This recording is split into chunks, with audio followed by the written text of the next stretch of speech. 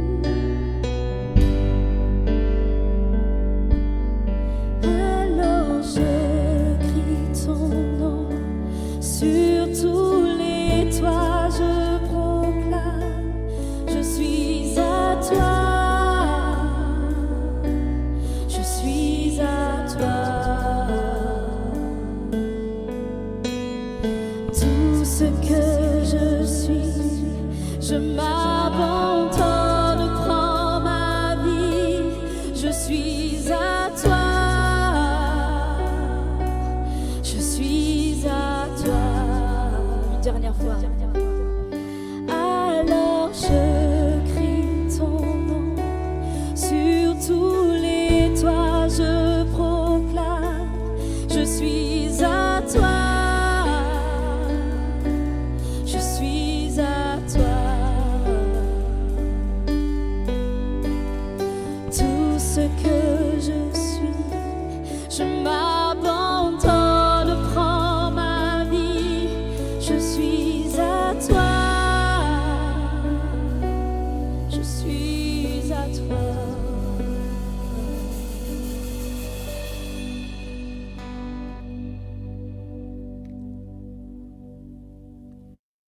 Amen. C'est une grâce encore ce matin. Nous allons encore chanter, encore le déclarer.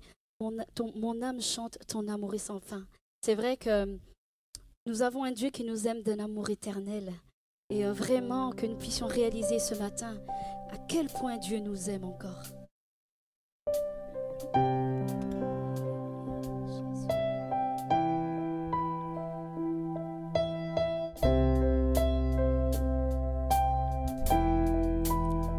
Je lève mes yeux pour voir ta face, car mon secours est en ton nom, en toutes choses. Tu me tiens dans ta main.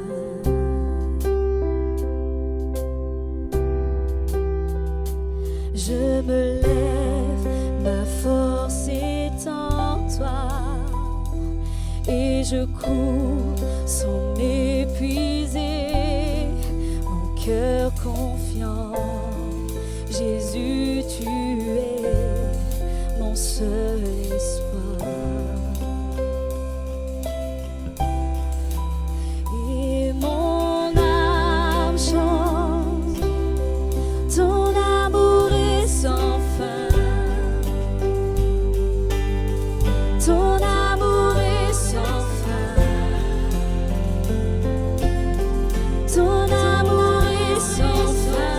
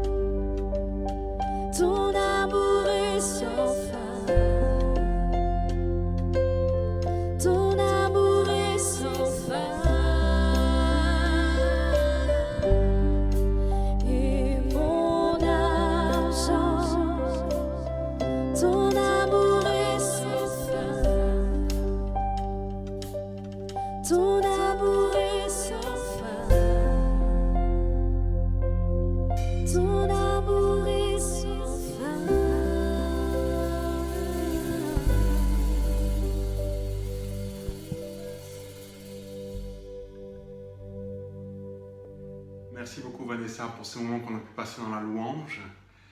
Aujourd'hui est un jour particulier pour tous les papas puisque c'est le jour de la fête des pères et je voudrais commencer déjà cette prédication en souhaitant une bonne fête à tous les papas.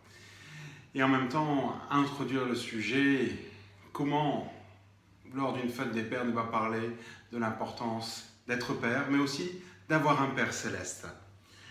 La Bible d'ailleurs présente Dieu et Dieu se présente à nous comme étant notre Père. Lorsque Paul parle de l'Éternel en 2 Corinthiens chapitre 6 verset 18, il dira ceci: « Je serai pour vous un Père et vous serez pour moi des fils et des filles, dit le Seigneur Tout-Puissant. » En effet, l'Éternel est un Père. Et ce matin, j'aimerais prendre des traits, des caractéristiques, des exemples qui sont en lui et dire voilà ce qu'il attend de nous pour être aussi des bons pères et pouvoir communiquer à nos enfants, les encourager, les faire avancer dans la vie. La première chose que Dieu fait avec nous en tant que père, c'est qu'il nous dit « tu vas y arriver ». Tu vas y arriver. C'est étonnant de voir la confiance que Dieu a en nous, de voir l'investissement, de voir ce qu'il voit en nous. Je pense en particulier à Josué. Josué, lorsqu'il reprend la charge de Moïse, qui quand même, Moïse a fait sortir le peuple d'Égypte, il y a eu les 10 plaies, il y a eu la mer Rouge qui s'est refermée, on a la manne, on a les 40 jours de jeûne, où il reçoit la parole de Dieu. Bref, il vit énormément de choses, Moïse. Et celui qui doit lui succéder, c'est Josué. On peut imaginer toute l'angoisse, toute la crainte qu'il y a en Josué dans ce moment-là. Et pourtant, Dieu lui dira en Deutéronome 31, verset 23, « L'Éternel donna ses ordres à Josué, fils de Nun, et il dit, « Fortifie-toi, prends courage, car c'est toi qui feras entrer les enfants d'Israël dans le pays que j'ai juré de leur donner. Et je serai moi-même avec toi. » 5 fois, cette phrase, « Fortifie-toi, prends courage », va apparaître, va être donnée à Josué. En effet, Dieu voit en Josué les capacités de meneur d'hommes pour faire rentrer le peuple d'Israël dans le pays de Canaan. C'est peut-être pas quelque chose que Josué voit lui-même, et souvent on n'a pas toujours conscience de ce qu'il y a au fond de nous-mêmes, mais Dieu est en train de lui dire « c'est faisable, tu sais, tu vas y arriver. Tu vas y arriver. Moi, je crois en toi. Je crois que tu es capable de le faire. » Et c'est une phrase, tout compte fait, une expression qu'on retrouve souvent dans la Bible. Lorsque Dieu s'adresse à quelqu'un pour une tâche qui peut paraître insurmontable, gigantesque, on sent cet encouragement de Dieu et on sent qu'il croit en nous, qu'il croit dans nos capacités, qu'il croit dans ce qu'il y a tout au fait au fond de nous-mêmes, notre cœur, et il nous encourage. On peut reprendre l'exemple de Gédéon. Lorsque l'ange de l'Éternel est apparu à Gédéon, il encourage Gédéon de la sorte. Il dira « L'Éternel est avec toi, vaillant héros ». Et pourtant, quand on regarde Gédéon et la manière dont il parle, on n'a pas l'impression qu'il se voit en vaillant héros. Au verset 15, Juge 6, verset 15, il dira « Ah, mon Seigneur, avec quoi délivrai-je Israël ? Voici ma famille est la plus pauvre en Manassé, je suis le plus petit dans la maison de mon père. » On sent que Gédéon a une mauvaise estime de soi. Et pourtant, Dieu voit en lui le potentiel. Il voit ce qu'il est capable de faire, ce qu'il est capable d'accomplir. En gros, il veut lui dire, tu vas y arriver. Tu vas réussir à faire ces choses-là. Et moi, je vais t'encourager. Je vais être là pour toi. Et loin de décourager Dieu, la réponse de Gédéon, Dieu va encore encourager Gédéon. Il lui dira, et on retrouve verset 16, Juge 6, verset 16, « Mais je serai avec toi et tu battras Madian comme un seul homme. Tu y arriveras. Tu peux le faire. Et pire que ça, tu le feras. » C'est fort quand on reçoit un encouragement de la part de l'Éternel. Et parfois, c'est vrai que lorsqu'on se regarde à nous-mêmes, nos propres capacités, on peut douter de ce moment, est-ce qu'on va y arriver? Est-ce qu'on va passer la ligne d'arrivée? Est-ce qu'on va réussir à atteindre notre objectif? Est-ce qu'on va réussir à escalader cette épreuve, cette montagne? Et si on regarde juste à Dieu, à notre Père Céleste, on devrait l'entendre juste nous dire, tu vas y arriver. Tu tu verras, c'est faisable. Tu as les capacités, tu as la force de le faire, tu as le cœur pour le faire, tu as l'intelligence, tu as la sagesse, tu as toutes ces choses-là pour le faire. Tu vas y arriver. C'est pareil lorsque David passe le relais à son fils Salomon. David lui dira une chose qui est importante. Il dira, fortifie-toi, prends courage et agis. Ne crains point et ne t'effraie point, car l'Éternel Dieu, mon Dieu, sera avec toi. Il ne te délaissera point, il ne t'abandonnera point, jusqu'à ce que tout l'ouvrage pour le service de la maison de l'Éternel soit achevé. Quel encouragement! David encourage son fils. Tu vas y arriver. Tu vas y arriver. J'ai aucun doute là-dessus. Tu vas réussir à mener les projets à bien. C'est fort. Parce que David encourage, tout compte fait, son fils dans les défis, les challenges qui sont là devant lui. On peut penser aussi à des encouragements dans la foi, quand Jésus encourage ce paralytique. Souvenez-vous de l'histoire qu'on retrouve dans Matthieu chapitre 9, où 4 amis viennent apporter un paralytique pour que Jésus le guérisse, et tout compte fait, ils sont obligés de passer, de faire un trou dans le toit et de descendre le paralytique devant Jésus. Et là, Jésus dira quelque chose d'intéressant. Il leur dira, voici, on lui amena le paralytique couché sur un lit. Jésus, voyant leur foi, dit au paralytique, prends courage, mon enfant, tes péchés te sont pardonnés. Une parole qui s'adresse comme un père. Prends courage, mon enfant, tes péchés sont pardonnés. On peut sentir combien, là aussi, on peut être encouragé. Et ici, c'est encouragé dans notre foi. On peut être encouragé dans nos responsabilités, dans les défis qui nous attendent, dans notre foi. C'est la même chose pour la femme à la perte de sang. Jésus reprendra la même expression. Cette femme a une maladie qui la rend impure. Et elle, en effet, elle ne peut pas toucher quelqu'un. Si elle touche la personne elle-même devient impure.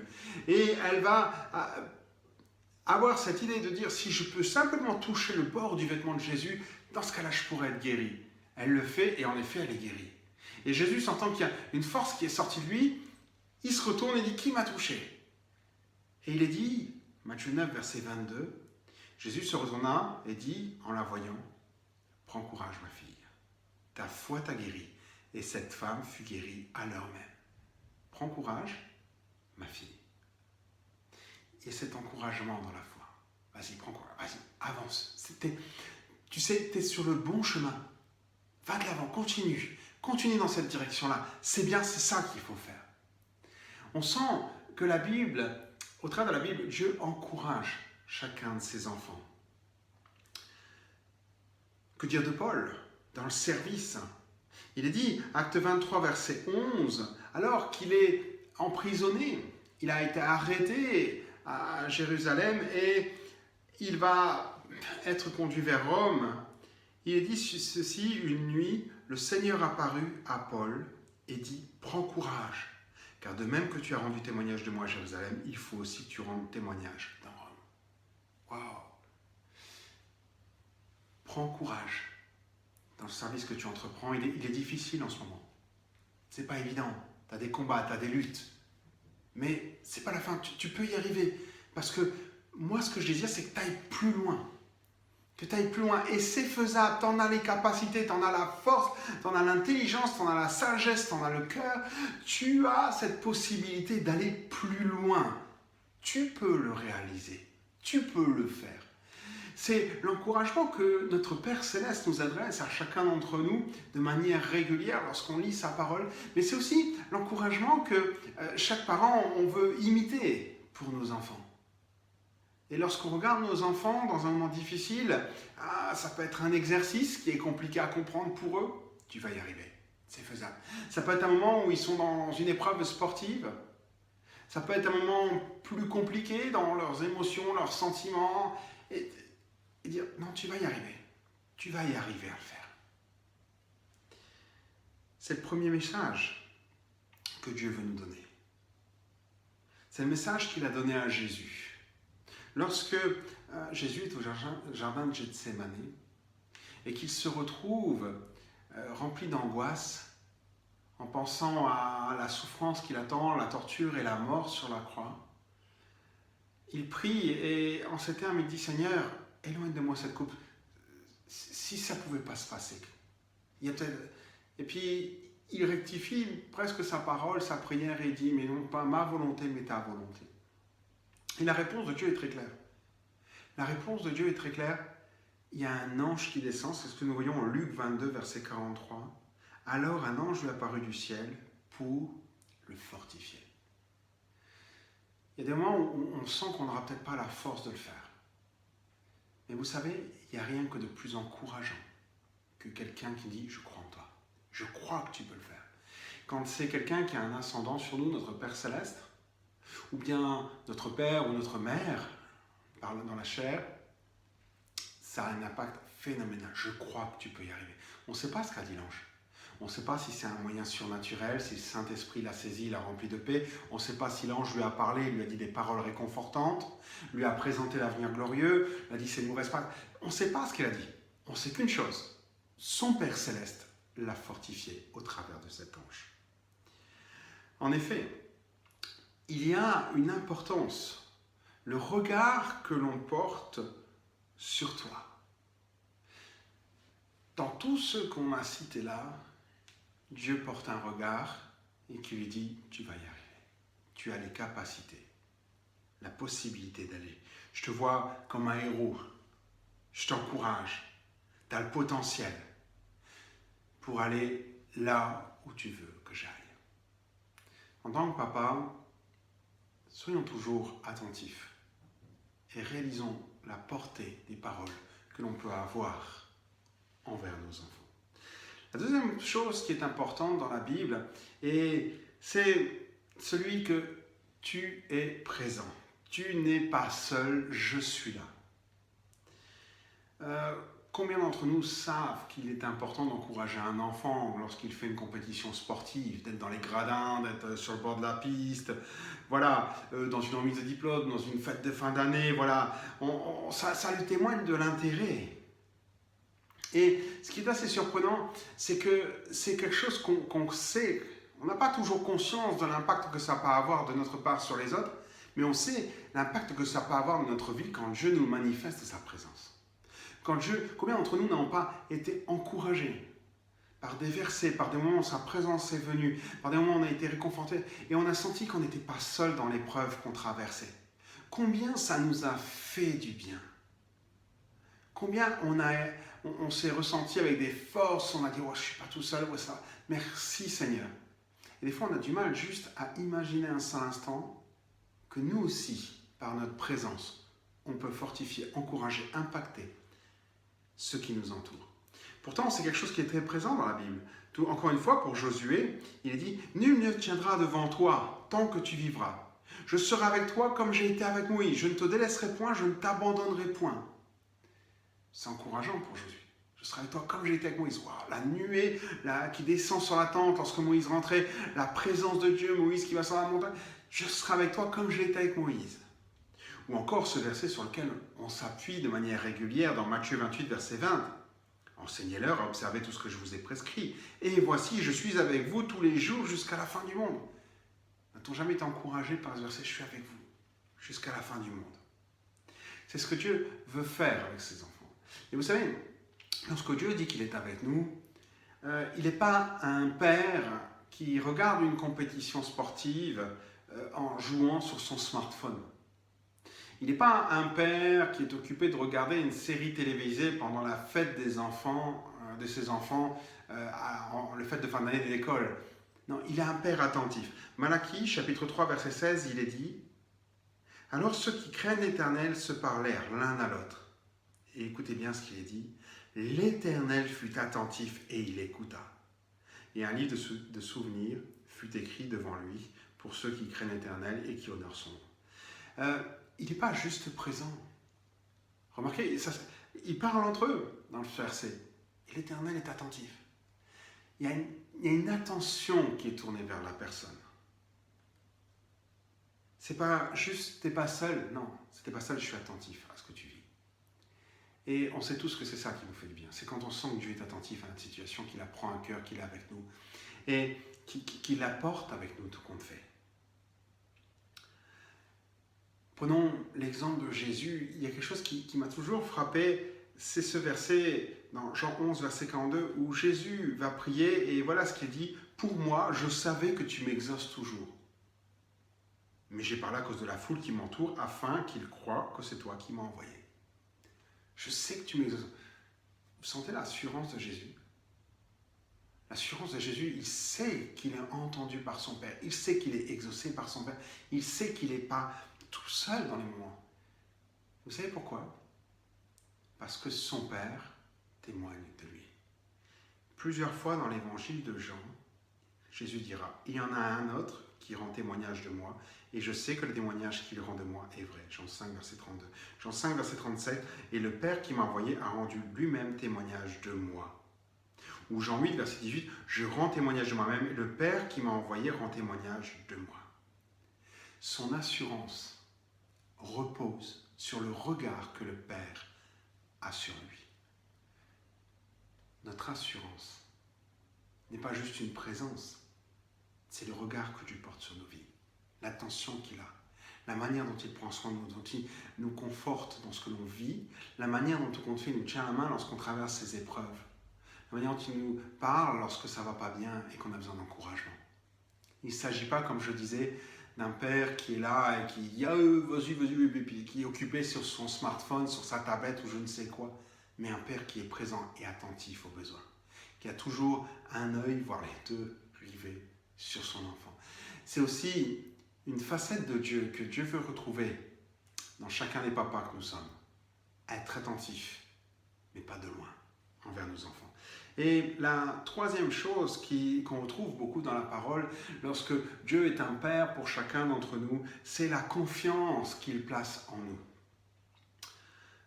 C'est une chose de dire « fais-moi confiance », c'en est une autre de te dire « j'ai confiance en toi ». Je crois que tu es capable de faire les bons choix dans la vie. Je crois que tu vas bien agir dans telle situation, que tu vas bien surmonter l'épreuve, que tu vas prendre la bonne orientation pour ta vie. J'ai confiance que tu vas bien agir. N'oublions jamais que nos enfants, ils marchent sur le même chemin que nous, juste avec une génération d'écart, juste avec 20 ou 30 ans d'écart. Une génération. Et on a besoin de leur faire confiance. Mais plus que ça, on a besoin de leur dire qu'on a confiance en eux, dans ce qu'ils vont faire, dans ce qu'ils vont vivre. J'aime beaucoup ces passages où Dieu déclare que Jésus-Christ est son Fils bien-aimé. Ça se passe au moment du baptême.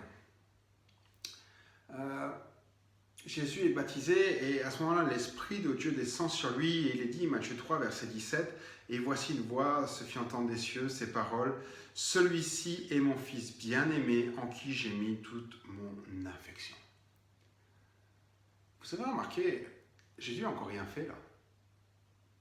J'ai presque envie de dire, « Pourquoi tu ne l'as pas dit après, Seigneur ?» Parce qu'après arrive la tentation. Et à ce moment-là, il aurait pu simplement dire, « Ah bah waouh, ça c'est mon fiston, vous avez vu comment il s'est battu contre le diable, comment il a résisté. » Non, il le dit avant. Je trouve ça surprenant. On a envie de dire, quand notre fils marque un but au foot, « Waouh, ça c'est mon fils !» Et si on le dit avant qu'il rentre sur le terrain? Est-ce qu'on aura le même élan, le même entrain? C'est toujours la même personne, c'est toujours notre fils. Mais Jésus savait que l'affection que son Père lui portait, la confiance qu'il avait en lui pour la tâche, la mission qui était là, n'était pas liée au mérite, aux choses qu'il allait faire, elle était liée à sa personne, à qui il était. Et c'est ça, le Père n'avait pas peur de s'associer avec Jésus, même 3 ans avant la croix. Même quand il aurait eu des moments de doute, quand ça aurait été compliqué, non, il était déjà associé. C'est vrai que c'est plus facile de dire « Waouh, ça c'est mon fils » quand il a fait une belle action, quand il l'a mérité. Mais il est avant tout mon fils parce qu'il est aimé, quelle que soit la réussite ou l'échec. Une psychologue dira ceci, Catherine Guéguin, « La confiance en soi dans la vie ne se décide pas, elle nous est donnée par les autres, d'abord par les parents, puis par l'entourage. » C'est nos expériences du passé qui ont construit les adultes que nous sommes aujourd'hui. C'est nos expériences avec Dieu qui ont construit les hommes spirituels ou les femmes spirituelles que nous sommes aujourd'hui. parce que Dieu nous a fait confiance dans les choix, dans les chemins que nous avons empruntés. Aujourd'hui, nous grandissons et nous avançons avec lui. Ce matin, j'aimerais bien sûr inviter chaque papa à considérer ces choses-là et à dire, voilà, non, je vais encourager mon fils, je vais encourager ma fille en lui disant c'est faisable, tu vas y arriver, prends courage. Voilà, l'important c'est ce que je vois en toi et je vois en toi quelqu'un de bien, quelqu'un qui va réussir dans la vie, quelqu'un qui a des capacités et je vais t'aider à les développer, ces capacités. Pouvoir dire à nos enfants, t'es pas seul, je suis là. Je suis là avec toi, non pas de loin, non pas je te regarde d'un œil, non, un regard, je pose mes regards, je suis attentif. Et plus que ça, j'ai même confiance en toi. Confiance que tu feras les bons choix, que tu prendras les bonnes orientations pour ta vie. Parce que tu en as les capacités, la sagesse, l'intelligence, le cœur, voilà tout ce qu'on peut imaginer. Mais il y a aussi cette dimension où parfois, même nous, en tant qu'adultes, on a besoin de l'entendre. On a besoin d'entendre Dieu dire « J'ai confiance en toi. J'ai confiance dans ce que tu vas faire. Peut-être que tu ne feras pas tout parfaitement, mais j'ai confiance en toi. Tu vas y arriver, tu vas réussir à le faire. Et quoi qu'il se passera dans ta vie, je serai avec toi. Pas juste dans les bons moments, pas juste à crier quand tu as fait une belle chose. Je serai avec toi, même quand il n'ira pas bien, même quand ça sera compliqué. Pourquoi ? Parce que la relation qu'il y a entre toi et moi, entre toi et l'Éternel, c'est une relation d'amour. Le prophète Osée dirait ceci, Osée 11, verset 4. C'est par des liens d'une tendresse toute humaine et des cordes d'amour que je le conduisais. Et j'étais pour lui comme quelqu'un qui porte un nourrisson contre ses joues pour lui tendre à manger. Si aujourd'hui c'est vrai, notre paternité est une imitation de l'amour que Dieu nous manifeste et de la manière dont il manifeste, j'aimerais vraiment m'adresser peut-être à tous ceux qui sont en souffrance aujourd'hui et qui ont juste besoin de sentir qu'ils sont aimés par Dieu, qui veulent juste, et je vous invite à juste vous laisser encourager. Juste vous laisser encourager par Dieu. Juste enlever vos filtres, enlever les appréhensions, enlever tout ce qui est là derrière et dites juste Seigneur, je veux me laisser encourager par toi. Je veux me prendre les choses simplement. Et oublie peut-être les blessures du passé, oublie ce qu'on a dit sur toi, oublie les moments où tu t'es senti seul, oublie toutes ces choses-là et dis non, maintenant je passe un moment avec mon Père Céleste et lui va m'aider à grandir, enfin, il va m'amener plus loin parce qu'il a confiance en moi. Permettez-moi de prendre quelques instants pour prier avec vous. Seigneur, nous te louons parce que nous savons que tu es grand, que tu es présent ici dans ce lieu, dans chacune des maisons, au travers desquelles nous vivons ces moments. Et nous croyons que c'est vrai, tu veux nous encourager.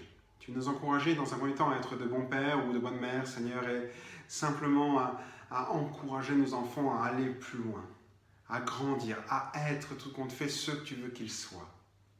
Merci aussi, et je veux te prier tout particulièrement pour tous ceux peut-être qui sont en souffrance ce matin, tous ceux qui doutent de leur capacité, tous ceux qui ont peut-être été rabaissés, tous ceux qui sont dans la tempête en ce moment, et juste les encourager en leur rappelant que tu es là présent, que tu n'as pas retiré ta confiance de leur vie, que tu es celui qui voit le potentiel qui est en eux, et que ce potentiel n'a pas faibli, mais qu'il est toujours là.